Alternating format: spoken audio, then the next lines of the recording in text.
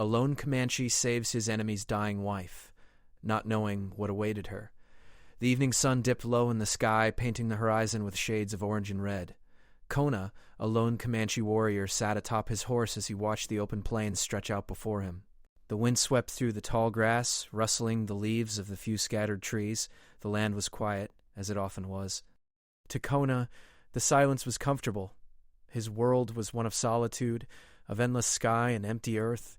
A warrior's life was one of survival, where each day was spent hunting, learning, and defending the land. His tribe had always taught him that the Comanche were people of the plains. They lived in harmony with nature, moving through the land like shadows, and striking quickly when the time was right. Kona had grown up this way, learning the art of the hunt, the skills of a warrior, and the old traditions that kept his people strong. But there was also a side of Kona that questioned those traditions.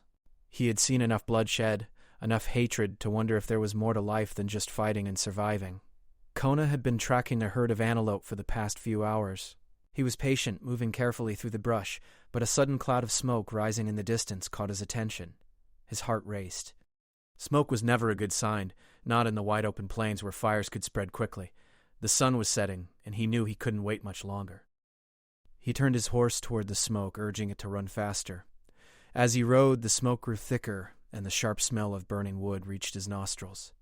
Soon he could see the source of the fire, a burning wagon. Kona slowed his horse and carefully approached. His eyes scanned the area. There were no sounds of life, no shouting, no movement. Only the crackling of the flames and the eerie silence that followed. He dismounted, his boots crunching on the dry earth as he crept toward the burning wagon. The flames were eating away at the wooden frame, and Kona knew it wouldn't be long before the fire consumed everything. But something caught his eye.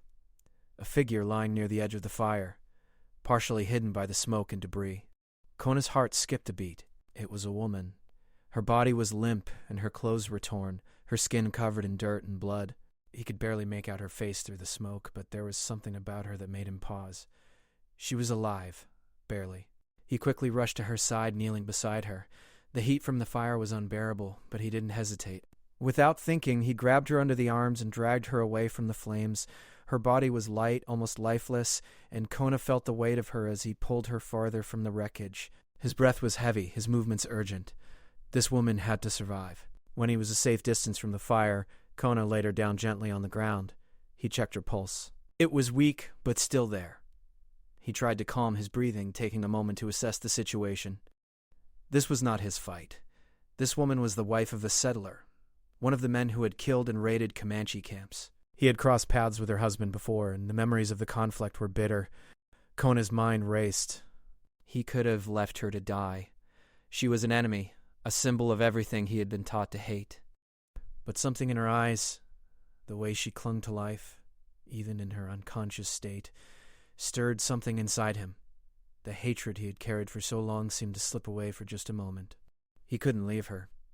He mounted his horse again and carefully placed the woman across the saddle, securing her with his own blanket. His horse shifted uncomfortably under the extra weight, but Kona urged it forward, his mind set on getting her to safety. He couldn't explain why he was doing this. Maybe it was because she had no one else. Maybe it was because, despite everything, he couldn't stand to see her suffer. Whatever the reason, it didn't matter. He had made his choice. The journey to the village was long, the night air growing colder as the stars began to dot the sky above. Kona rode steadily, his focus on the woman in front of him. He wasn't sure if she would survive the night, but he couldn't help but hope. The Comanche were skilled healers, and they would know what to do. But the damage was severe.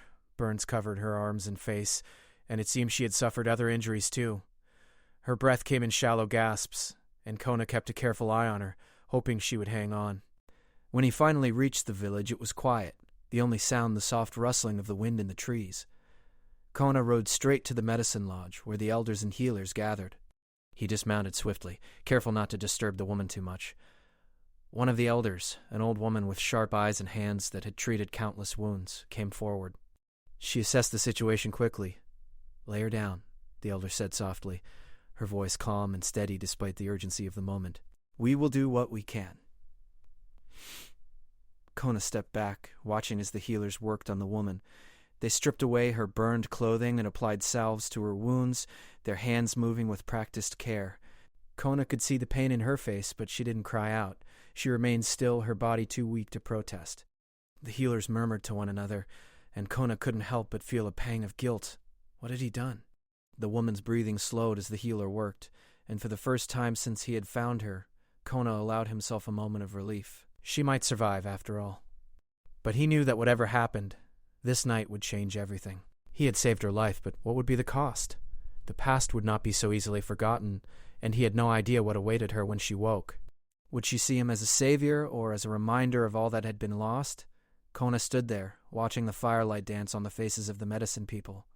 He had done what he could, but the story was far from over. There was a greater battle ahead, not between warriors and settlers, but between past and present, between hatred and compassion. And Kona knew that the woman he had saved would be at the heart of it all. The days passed slowly, the cold desert nights giving way to the warmth of the sun. In the medicine lodge, Tasha's wounds were being treated, and Kona remained by her side, though he spoke little. He had done what he could to save her, but the woman's fate was no longer entirely in his hands. His heart, however, was tied to her survival. It was a strange feeling, one he had not experienced before. He had always been a warrior, one who took the fight to the enemy, never one to care for the weak or the wounded. But there was something different about this woman, something that made him question everything he thought he knew about himself and his people. Tasha's wounds were severe, the burns from the fire eating away at her skin, yet the healers worked with patience and care. They knew the power of the earth and its plants, how to harness their strength to heal, to ease pain, to mend broken bodies. But even with all their knowledge, they couldn't work miracles. Tasha's life hung in the balance, and it was clear that it would take time for her to recover if she ever did. Her body was frail, and though she had regained consciousness a few times, her eyes remained distant, almost as if she was not fully present. Kona kept his distance, offering his presence without words. He had saved her life, but now he had no idea what to do next. He knew he had to leave her in the hands of the healers, but a part of him couldn't pull away. Every time he saw her, his heart felt heavy and his mind raced with confusion. He had never been one to question his choices, but saving her had opened up something inside him that he didn't know how to handle. Tasha had been married to a settler, a man who had fought against his people in countless battles. He was a man known for his cruelty, someone who would stop at nothing to claim land and power.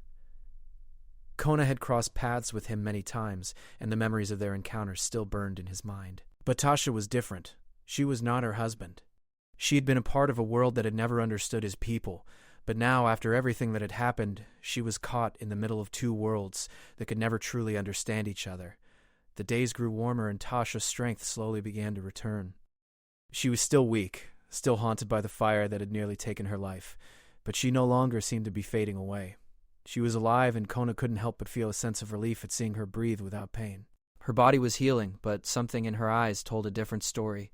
She seemed lost, her gaze distant and filled with questions she couldn't answer. One evening, as the sun dipped low and the sky turned a soft purple, Tasha finally spoke. Her voice was soft, weak, as though it had not been used in a long time. "Why did you save me?" she asked, her voice trembling. "After everything, why did you help me?"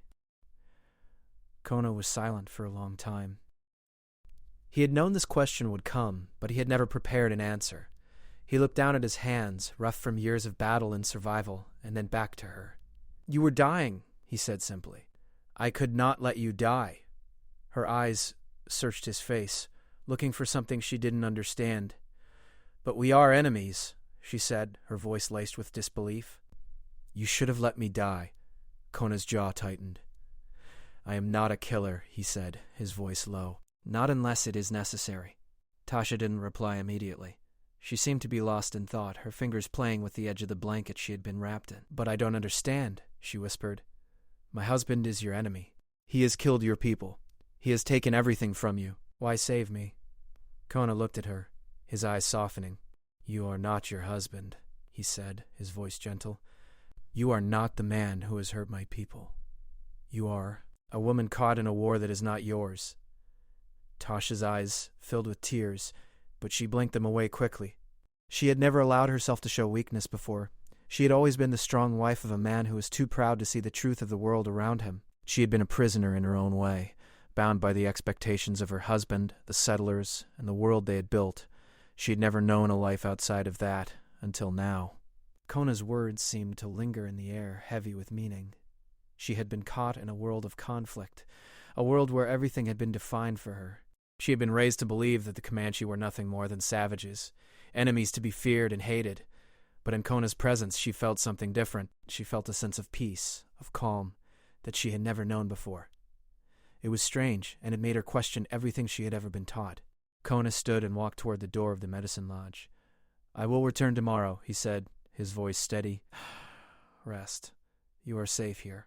Tasha nodded silently, her eyes following him as he stepped outside. The night air was cool, and the stars above seemed to shine brighter than she had ever remembered. She lay back against the pillow, her mind racing. Kona's words echoed in her mind. "You are not your husband." What did that mean? She had always thought of herself as his wife, defined by the man she had married. She had never seen herself as anything more, never thought of what she could be outside of that role. But now, as she lay in this strange village, surrounded by people who had once been her enemies, she felt a sense of freedom she had never known before. But with that freedom came a new kind of fear. Fear of the unknown, fear of what would come next. Kona had saved her life, but would she ever be able to return to the life she had known? Could she ever go back to her husband, knowing what had happened? What kind of life would she have now, caught between two worlds that could never truly understand her? Tasha closed her eyes, trying to quiet her racing thoughts. She knew that her future was uncertain, but one thing was clear: her life had changed forever, and the man who had saved her would be at the heart of that change. The days grew longer, and with each passing one, Tasha's strength returned. She was no longer the fragile, burned woman that Kona had found on the edge of death. Her skin had begun to heal, the burns fading into pale scars, and though her body was still weak, there was a spark in her eyes that hadn't been there before. Kona watched from a distance as she began to walk again, slowly at first, but each day a little stronger. The healing hands of the village's medicine people had worked wonders, and now it was Tasha's will that carried her. The change was not just physical. Her demeanor had shifted as well. Where there had been fear and confusion, there was now curiosity. She spoke more often, asked questions, and began to open up in a way she hadn't when she was still trapped in her old life. Kona had been avoiding her, keeping to his usual routine, hunting, patrolling the borders of the land. He had saved her, but that did not mean he understood her. She was a woman from another world, a world filled with rules and expectations that he had never known. He had never imagined himself in her place, lost, unsure of what the future held, with no clear way forward. But the longer he stayed away, the more he realized something was changing within him, something he had never expected. He had always believed that his duty was to his people, that his purpose was to fight for the land, to defend his tribe. But as he watched Tasha struggle with her own doubts, he began to wonder if there was more to life than just survival. The thought was foreign to him, but it lingered, nagging at him. Tasha had grown accustomed to the quiet of the village. It was peaceful here, a stark contrast to the chaos of the settlers' camp. She had heard stories of the Comanche, of their fierce ways and their constant battles with the settlers, but what she saw here was different. She saw people who lived simply, who respected the land, who believed in something greater than themselves. There was no hatred in the air, no fear, only a quiet understanding of the world they shared. One evening, as Tasha sat by the fire outside her tent, Kona approached her.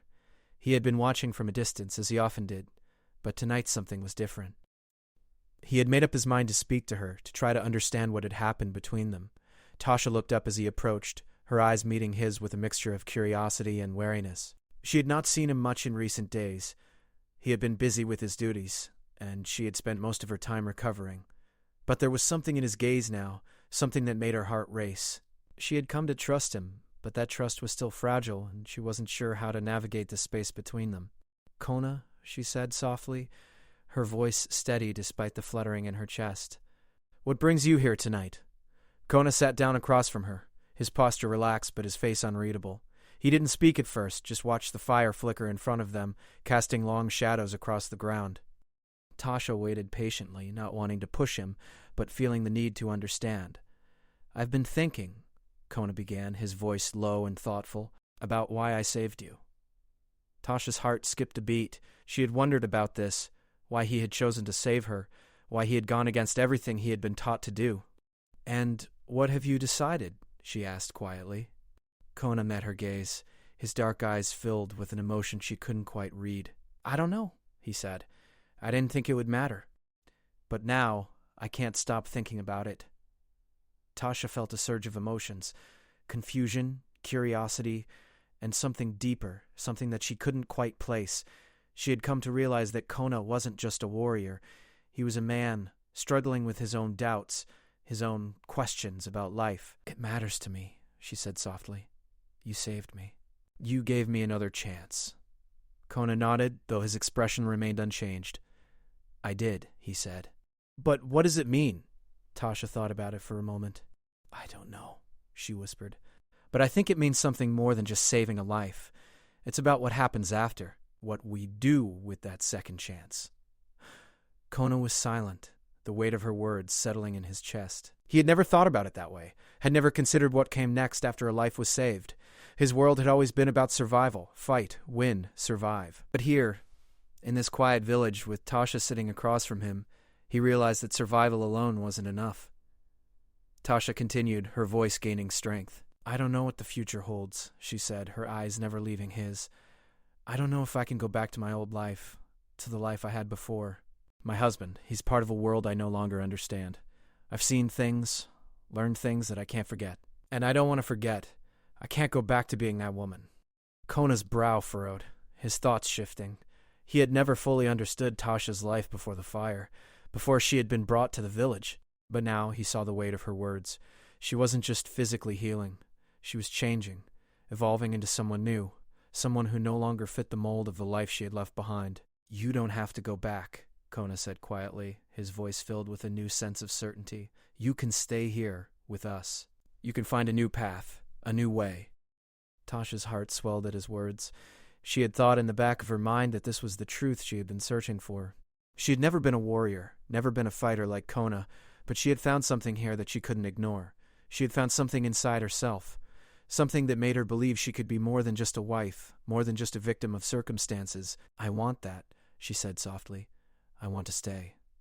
But I don't know what that means. I don't know what my place is in this world." Hona smiled, a small, genuine smile that softened the hard edge of his features. "We will figure it out together," he said, his voice firm but kind. "You don't have to have all the answers. We don't need to know what comes next. We just need to live." Tasha's eyes filled with tears, not of sadness, but of something else. Relief, perhaps, or the release of a burden she had carried for too long. For the first time, she felt a sense of peace, a sense that the future wasn't something to fear, but something to embrace. As the night wore on, the stars above shone brightly, and the world around them seemed to quiet, as if holding its breath. The storm that had been brewing within both Kona and Tasha had finally begun to settle, and in its place was something new, something fragile yet full of promise. And though they didn't know what the future would bring, they knew one thing for sure: they would face it together.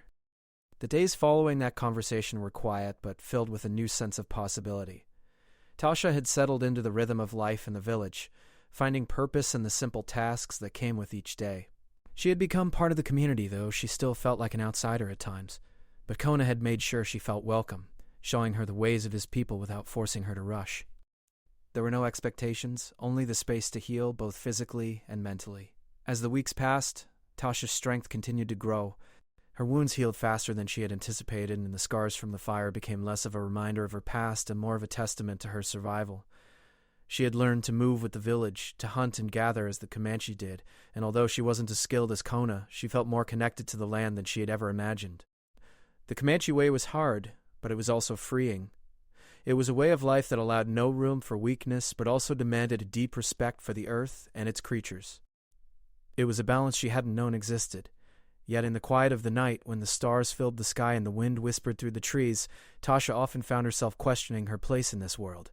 She had left behind the life she once knew, the life of a settler's wife, bound by the rules of a world that felt so distant now. But could she ever truly belong here? Could she find peace among the people who had once been her enemies? Kona sensed her uncertainty, but he said little. He understood the struggle she faced. He had his own demons to fight, his own questions about his place in the world. But there was something about Tasha that kept him grounded. He had saved her, yes, but she had also saved him in ways he hadn't fully realized. She had forced him to look beyond his own world, to see the beauty in what could be, rather than what had always been. In Tasha, Kona saw the possibility of something different, something that could unite the broken pieces of his world. Then, one fateful day, everything changed. The peace that had settled over the village was shattered by the sound of galloping hooves. Kona had been out hunting when he heard it. The the unmistakable sound of riders approaching. At first he thought it was nothing, perhaps another group of traders, or a scouting party. But the sound grew louder, and as he crested a ridge, he saw them. A group of men, armed and riding hard, their faces hard and determined. His heart sank. He knew who they were, settlers. They were here for Tasha. Kona's first instinct was to hide, to keep her safe from the men who had once been part of her life. But deep down he knew there was no running from the past. No matter how much time had passed, no matter how much Tasha had changed, there were still people who wanted to bring her back, to drag her into a world she had no longer wanted to be part of. Kona rode back to the village as quickly as he could, his heart pounding in his chest. He didn't know what he would find when he arrived, but he feared the worst. When he reached the village, he saw the riders coming over the hills, dust trailing behind them like a storm. Tasha was standing near the fire, looking toward the horizon. She saw the riders, too, and for a moment there was a flash of recognition in her eyes. Her past had caught up with her. She didn't run. She didn't hide. Instead, she walked toward the riders, her steps steady, her face calm, as though she had already made up her mind about what was coming. Kona watched her, conflicted. Part of him wanted to stop her, to protect her from whatever pain these men might bring. But the other part knew that this was her fight now, not his. She had come so far, had grown so much in such a short time. He couldn't take that from her. As the riders came closer, the leader, Tasha's husband, Caleb, spurred his horse ahead. His face was a mask of anger and confusion. "Tasha!" he shouted, his voice cutting through the stillness of the village. "Come back!" "You don't belong here. These people are savages. They don't understand you." Tasha stopped a few paces from him, her gaze steady. She was no longer the woman who had been terrified of her husband's wrath, no longer the woman who had been trapped in a life she hadn't chosen. She was someone else now, someone stronger. "I belong here," she said quietly, her voice carrying on the wind. "You can't take me back." Caleb's eyes flared with anger. "You don't know what you're saying. You're out of your mind." "You'll die here. They will kill you." Tasha shook her head slowly, her heart calm despite the storm inside her. "You're wrong. I won't die here. I've already lived more in these few months than I ever did with you." The riders behind Caleb shifted uneasily, but he didn't back down. "This is madness, Tasha. You don't know what you're doing." But Tasha did know. She had known for a long time now. The life she had left behind, the world of settlers and endless battles over land, had never truly been hers. She had chosen this path, had chosen a new life with people who respected her, who saw her as more than a wife, more than a possession. Kona stood silently, watching. He knew there was no way to change Caleb's mind. The man was stubborn, blinded by his own pride. But he also knew that Tasha had made her choice. There was no turning back. As Caleb made a move to grab her arm, Kona stepped forward. His presence was like a wall, strong and unyielding. He had not come here to fight, but he would protect Tasha if necessary. "This is where she belongs now," Kona said, his voice steady. "Leave." Caleb glared at him, but the fierceness in his eyes slowly began to fade. He realized there was no changing her mind. And as the tension hung in the air, he turned away, his riders following. They would not get what they had come for. The moment they were gone, Tasha let out a breath she hadn't known she was holding. She turned to Kona, her heart swelling with gratitude and something deeper, something she couldn't quite name yet. "Thank you," she said softly, her voice trembling. Kona nodded, his expression softening. "You do not need to thank me. You've already fought your battle." The sun set behind them, casting a golden glow over the land. Tasha stood tall, her heart full of hope for the first time in years. She had found a place where she truly belonged, a place where she could start over. And for the first time, Kona realized that he, too, had found something worth fighting for.